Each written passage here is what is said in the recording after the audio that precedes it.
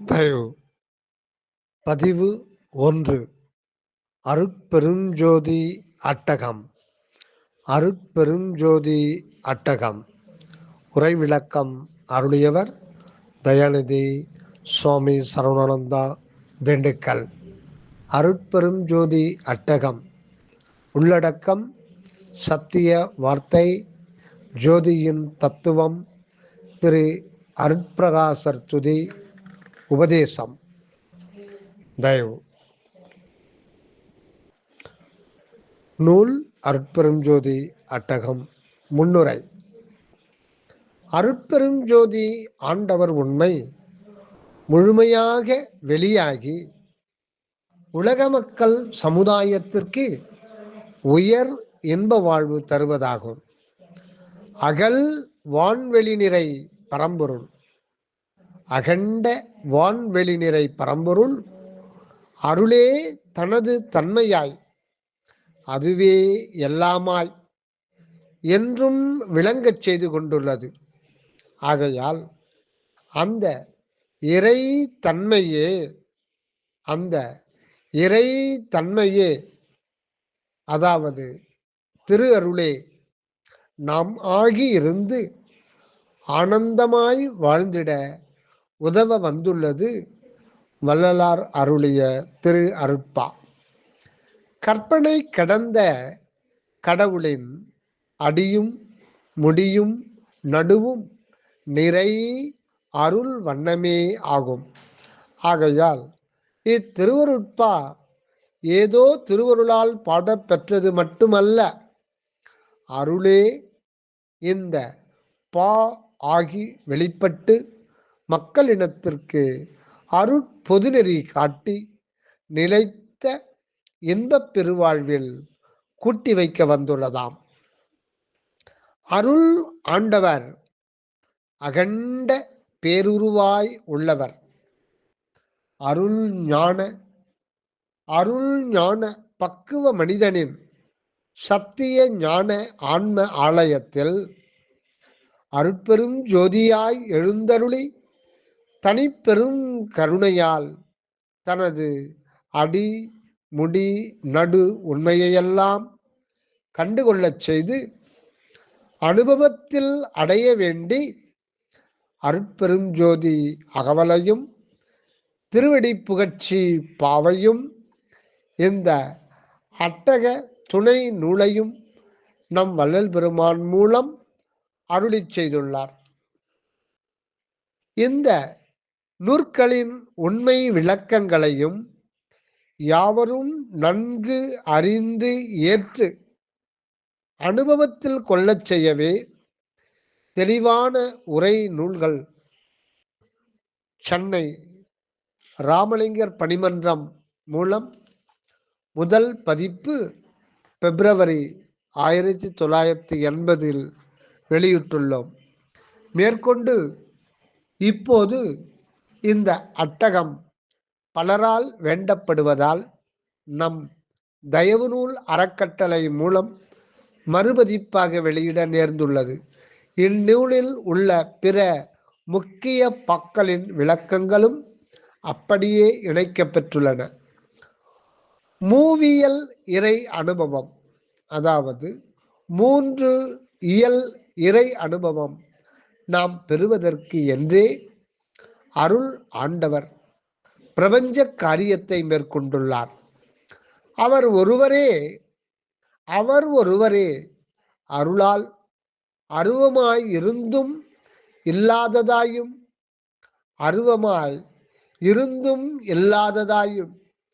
அருவுருவாய் தோற்றியும் தோற்றாமலும் பின்னர் உருவாயும் தோற்றியும் விளங்குகின்றார். இவையே கடவுளின் அருவுருவ உருவம் ஆம், மூவியல் உருவங்களாம்.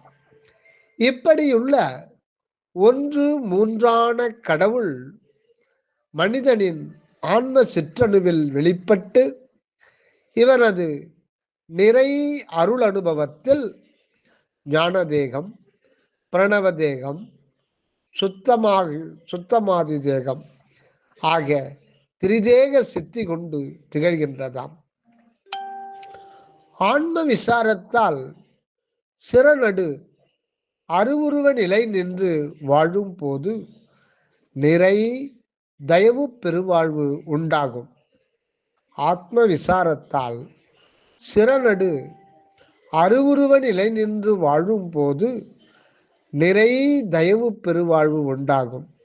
அதற்காகவே நம் வள்ளலார் திருவடி புகழ்ச்சியும் அட்டகமும் அருட்பெரும் ஜோதி அகவலும் அருளியுள்ளார்கள். இம்மூன்றின் துணை கொண்டு முத்திரள் வடிவ சித்தி எய்துவது திருவுள்ளம்.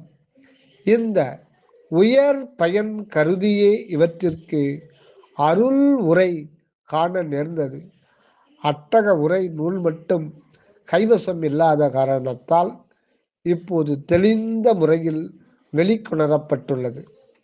இந்த அட்டக உரைநூல் விளக்கம் உளம் கொண்டு நித்திய வாழ்வு சூழ வேண்டி இருப்பதால் வள்ளலார் வழங்கிய ஒரு சில பாடல்களின் விளக்கமும் பெருமானின் முதல் மாணவர் வேலாயுதனாரின் துதிப்பாடலின் விளக்கமும் இணைந்து இத்துடன் பிற்சேர்க்கையாக வழங்கப்பட்டுள்ளன. நிறை அருள் அனுபவத்தால் அசுத்த நித்திய மண்ணான தேகமே சுத்த நித்திய பொன்னான தேகமாக மாறி எக்காலும் வாழ வல்லதாம். அருட்பெருஞ்சோதி ஆண்டவரே இது முதல் அருட்பிரகாச வள்ளல் குருவாய் ஒவ்வொருவரின் அகமிருந்து அனகமாக நிறைந்து நம்மை வாழ்விக்க உள்ளது மெய்யே. சுத்த தயவு கொண்டு சூழ்க, சுத்த தயவு கொண்டு சூழ்க. இவன் தயாநேயன் சரவணானந்தா 12/12/1995 தயவு சத்திய ஞானக்கோட்டம் திண்டுக்கல். தயவு நூன்முகம் 1980 முதல் பதிப்பில் வெளியானது.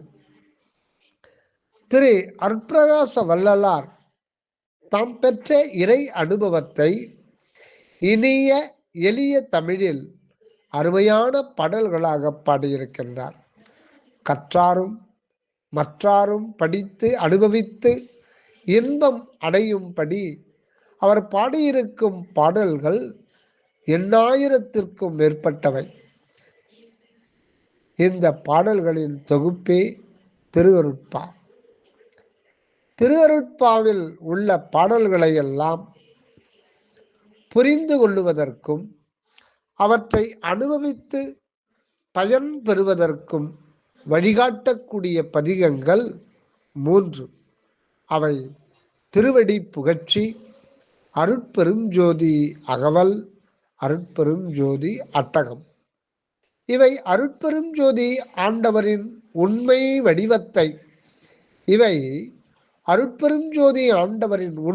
வடிவத்தை உள்ளது உள்ளபடியே அறிந்து அடைந்து அனுபவித்து வாழ்வதற்கு வழிகாட்டுகின்றன. நம்மை தயவு வண்ணமாய் வாழும்படி செய்து அதன் மூலமாக இறை அனுபவத்தை பெறுவது எப்படி என்றும் தெளிவாக தெரிவிக்கின்றன. இவற்றுள் அருட்பெருஞ்சோதி அகவலின் விரிவுரையை 1000 பக்கங்கள் உள்ள பெரு நூலாகவே ராமலிங்கர் பணிமன்றம் வெளியிட்டுள்ளது. திருவடி புகழ்ச்சியின் உரை விளக்கம் திண்டுக்கல் சத்திய ஞான கோட்டத்தின் வெளியீடாக வந்திருக்கின்றது.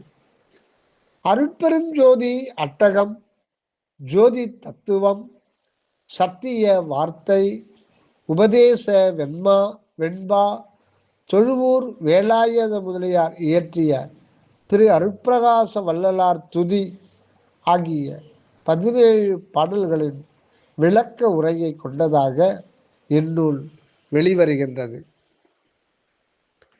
இந்நூலில் வெளியாகியிருக்கும் பாடல் விளக்கங்கள் திருநிறை பகீரதன் அவர்களின் மாதம் 2 முறை சத்திய கங்கை இதழ்களில் 1978-79 ஆண்டில் தொடர் கட்டுரைகளாக வெளியாயின. சத்திய கங்கையில் அருட்பெருஞ்சோதி அட்டக விளக்க உரை கட்டுரைகள் வெளியான போது எண்ணற்ற அன்பர்கள் அதை படித்து அனுபவித்து வந்தார்கள். பல அன்பர்கள் அதை நூலாக வெளியிட வேண்டும் என்று கேட்டுக்கொண்டிருந்தார்கள். ஏராளமான சன்மார்க்க அன்பர்களின் வேண்டுகோளை ராமலிங்கர் பணிமன்றத்தின் தலைவர் சன்மார்க்க சீலர் திருநிறை நா. மகாலிங்கம் அவர்கள் இப்போது நிறைவேற்றியிருக்கின்றார். திருநிறை மகாலிங்கம் அவர்களின் இடையறா நன்முயற்சியால் பல சன்மார்க்க விளக்க நூல்கள் தமிழிலும் ஆங்கிலத்திலும் வெளியாகி வந்து கொண்டே இருக்கின்றன. தம் பெரும் பொருளையும் அரும் காலத்தையும் பரம்பொருள் பணிக்கே வழங்கி வரும் ராமலிங்க பணிமன்ற தலைவர் சன்மார்க்க சீலர் திருநிறை நா. மகாலிங்கம் அவர்களுக்கு திருவருள் என்றும் அகமும் புறமும் சூழ்ந்து நிறைந்து உதவுவதாக. அருட்பெருஞ்சோதி அட்டக விளக்கமாகிய இந்த நூலை சன்மார்க்க அன்பர்களும் திரு அருள் விரும்பும் மற்ற அன்பர்கள் எல்லோருமே ஆழ்ந்து பயின்று நிலையான இன்ப வாழ்வை பெற வேண்டுகின்றனர்.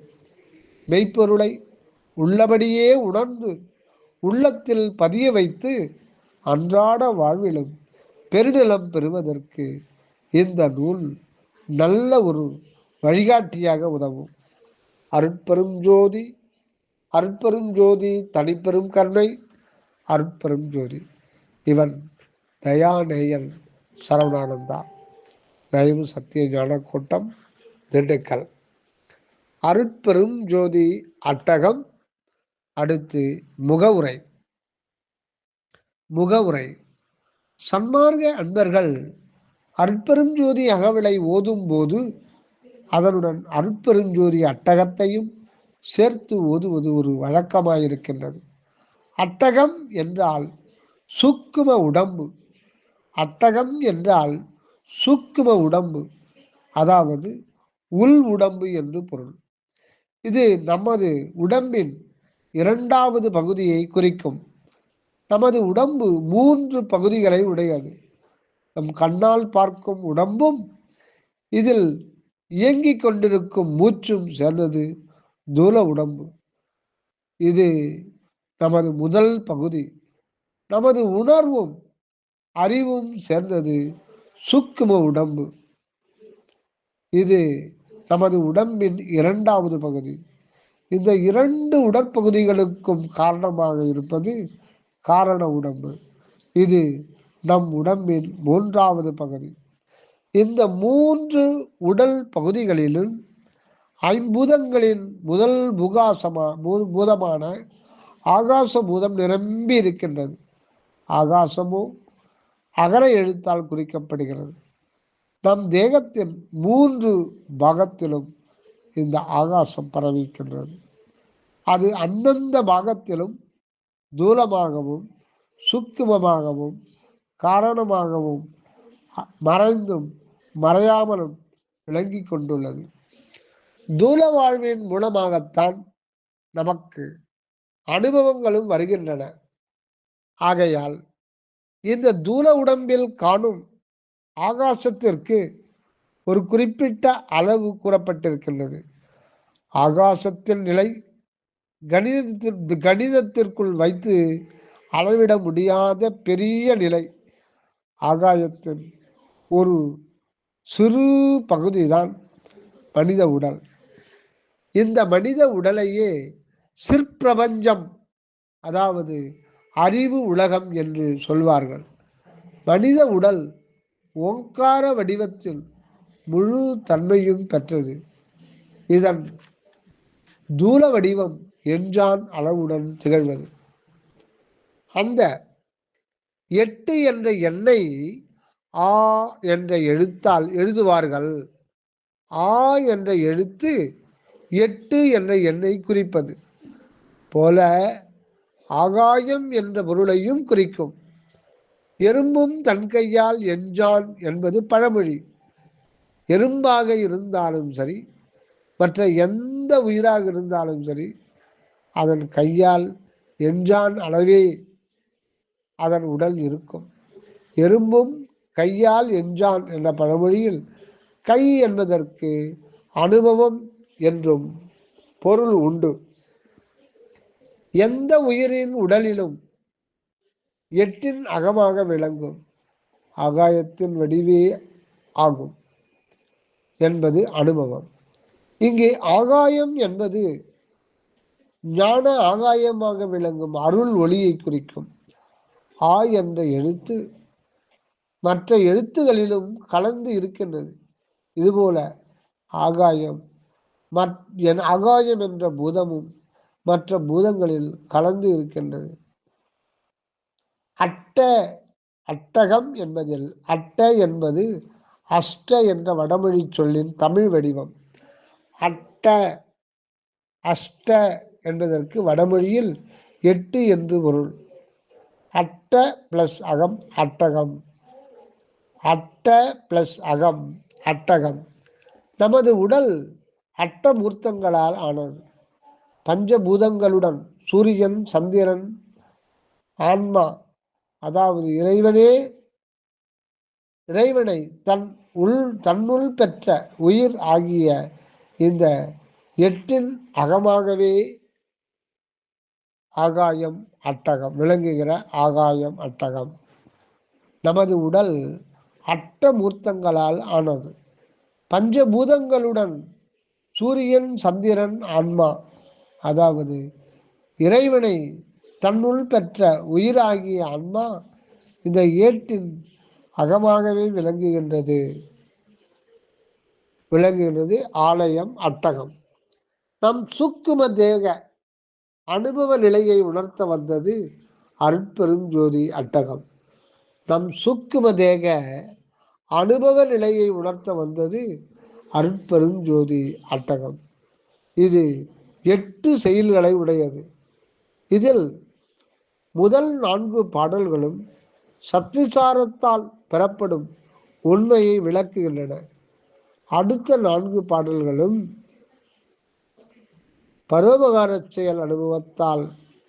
பரோபகார செயல் அனுபவத்தால் அடையப்பெறும் நிலையை விளக்கி விவரிப்பன.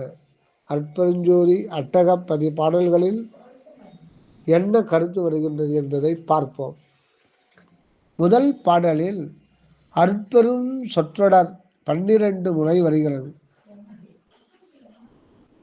இவை அருட்பெருஞ்சோதி ஆண்டவரின் தன்மையை 12 வண்ணமாக விரித்து கூறும். இரண்டாவது பாடலில் அருட்பெருஞ்சோதியின் அரசு கோடிக்கணக்கான உயிர்களிலும் கோடிக்கணக்கான உலகங்களிலும் அவற்றில் இருந்தும் பொருள்களிலும் அகமும் புறமும் நிறைந்து ஆட்சி புரிந்து கொண்டிருக்கின்றது. இவ்வாறு அருட்பெருஞ்சோதி அருள் அரசு நடைபெறுவதின் நோக்கம் எல்லாவற்றிலும் சச்சிதானந்த மெய்யறிவு என்ப அனுபவம் பெறுவதுதான்.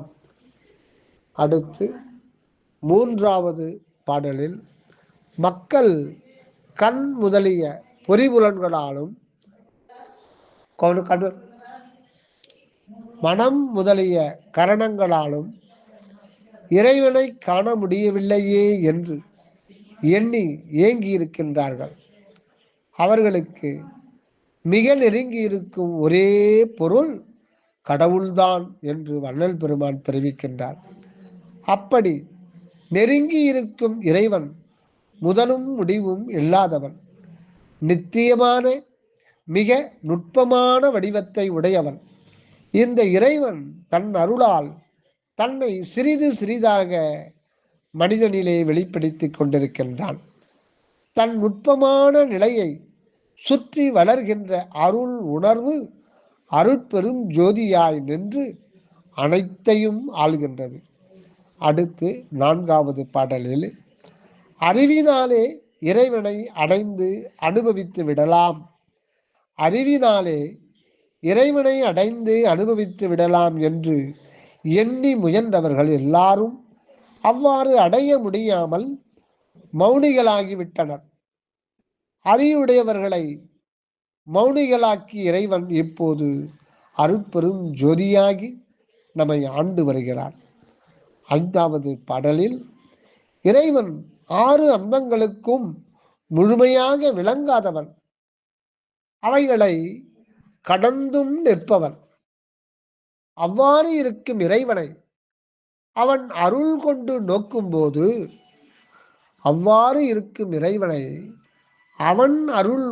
நோக்கும்போது அவன் சமரச பொருளாக, புத்தமுத ஜோதியாக, பரிபூரணமாக விளங்குகின்றான். அடுத்த 6வது பாடலில் ஒன்றாகவும் பலவாகவும் காணுகின்ற இருவித தோற்றம் கொண்டவன் இறைவன். இப்படிப்பட்ட இறைவனுடன் கூடியும் கூடாமலும் இருந்த ஞானிகளால் அவரவர் தரத்துக்கு ஏற்ப போற்றப்பட்டு ஓங்கி நிற்பவர் அருட்பெரும் ஜோதி ஆண்டவர். அடுத்ததாக 7வது பாடலில் ஞானிகள் பல வகை சாதனை பயிற்சிகளில் படிப்படியாக மேலேறுகின்றனர். அவர்கள் சிவானுபவம் பெறுகின்ற போது சிவஜோதி காட்சியும் அதனை காணும் அவர்கள் உணர்வும் ஒன்றில் ஒன்று இணைந்து கலந்து கரைகின்றன. இதனால் சிவஜோதி காட்சியும் அதனை காணும் உணர்வும் தன் தனித்தன்மை இழந்து விடுகின்றன. இதை உணர்ந்த ஞானிகளுக்கு அவரவர் நிலையில் இருந்து போற்றும்படி இருப்பவர் அருட்பெரும் ஜோதி ஆண்டவர். அடுத்ததாக 8வது பாடலில் அருட்பெரும் ஜோதி ஆண்டவரே, எங்கும் ஜோதிமயமாய் விளங்குகின்ற சிற்றம்பலத்தில் என்னை ஈடுபடுத்தினீர்கள். எனக்கு புதிய அமுதத்தை ஊட்டி அருளியுள்ளீர்கள். அமுதத்தை தந்து அதை அனுபவிக்கும் நிலையையும் எனக்கு அளித்தீர்கள். உள்ளங்கையில் நெல்லிக்கன களியன பளீரென விளங்குவது போல் என் உள்ளேயும் விளங்கிக் கொண்டே இருக்கின்றீர்கள் என்றார் வள்ளலார். அருட்பெருஞ்சோதி அட்டகத்தில் உள்ள 8 பாடல்களின் கருத்துக்களை ஓரளவு உணர்ந்து கொண்டோம். அட்டகத்தின் பொருளை உணர்ந்து ஓத வேண்டும்.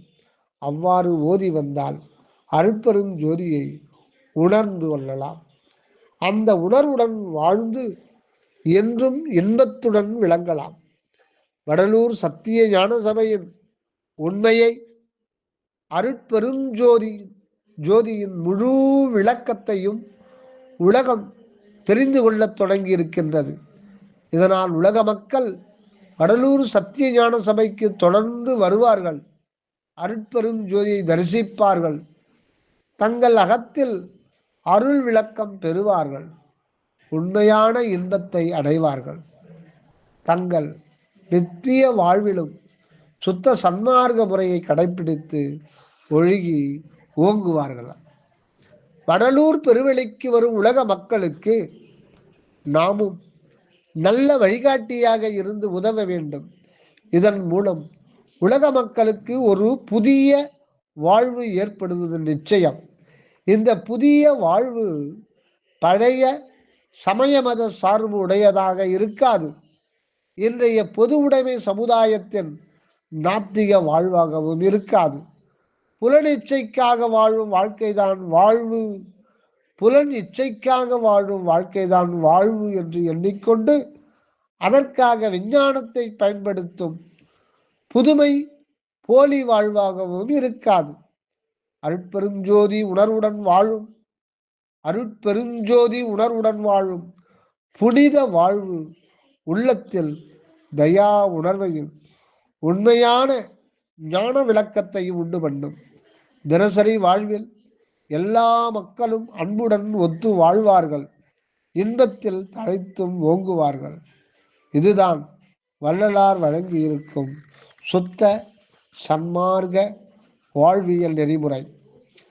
சுத்த சன்மார்க்க வாழ்வை மேற்கொண்டு நாமும் எல்லோரும் எந்த விதமான வெறுப்புணர்ச்சியும் வேற்றுமை எண்ணமும் இல்லாமல் வாழ வேண்டும். இதற்கு நம் அகத்திலும் புறத்திலும் இருந்து அருட்பெருஞ்சோதியும் துணை புரியும். இதனால் உலகம் முழுவதிலும் அருள் வாழ்வு தழைத்து ஓங்கும். மக்கள் ஆனந்தமாக வாழ்வார்கள். இந்த சுத்த சன்மார்க்கத்தில் கடவுள் உண்மை அருட்பெரும் ஜோதியாக விளங்குகின்றது. அது அறிந்தும் கண்டும் அனுபவிக்க கூடியதாயும் இருக்கின்றது. அது அருட்பெரும் ஜோதியின் தனிப்பெரும் கருணையால் இவ்வாறு அனுபவித்து வருவார் திரு அருட்பிரகாச வள்ளலார். அவர் தூலம் அவர் தாம் பெற்ற மெய் அறிவு இன்பப் பேற்றினை எல்லோரும் பெற்று பெரும் பயன் அடைய வேண்டும் என்ற பெரு நோக்கோடு தயா உணர்வோடு திருவருட்பாவை அருளியிருக்கிறார். திரு அருட்பாவை திரு அருட்பிரகாச வள்ளலார் திருவருளால் பாடினார் என்று சொல்லுவது மட்டும் போதாது.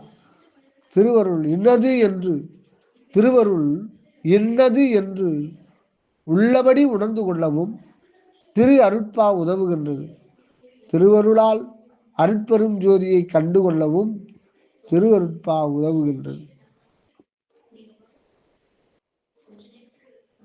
அருட்பெரும் ஜோதியை பார்த்து அதை உள்ளத்தில் பதித்து பெருவாழ்வு பெறுவதற்கும் திருவருட்பா உதவுகின்றது. அருட்பெரும் ஜோதி அகவல் அருட்பெரும் ஜோதி கடவுளின் திருமுடியாக விளங்குவது. சன்மார்க்க அன்பர்களை வசீகரித்து ஆட்கொள்ளுகிறது. அருட்பெரும் ஜோதி அவர்களிடம் பற்று வைத்து அதை பலகாலம் ஓதி பக்குவம் அடைகின்றனர் அன்பர்கள். திருவடி புகழ்ச்சி ஆண்டவர் திருவடியை நம் உள்ளத்தில் அழுத்தமாக பற்றி கொள்ள செய்கின்றது. இதன் மூலமாக ஆண்டவரின் முழு உண்மையையும் மிக தெளிவாக உணர முடிகிறது. அருட்பெருஞ்சோதி அட்டகம் நாம் திருவடி நிலையில் தங்கி நிற்க வேண்டிய முறையையும் அந்த நிலையில் இருந்து கொண்டே உலகத்தில் வாழ வேண்டிய வகைகளையும் இதன் மூலம் பெருவாழ்வு பெற்று விதத்தையும் எடுத்து காட்டுகின்றது. அடுத்து முதல் செய்யுளுக்கு செல்வோம்.